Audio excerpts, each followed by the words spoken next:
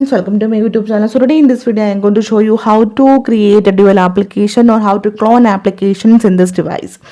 So for this, go to settings, then tap on the option apps. Here you can see apps. Then here you can see the option app cloner. Tap on this one. So here you can see all the applications that support the dual system. So if you want to enable the dual application for Amazon, tap on this one, just turn on this one. You can see creating app clone. Okay, you can see the Amazon clone. If you want to change the name of that the cloned application, you can easily clone. Otherwise, go back. I will show you how it works.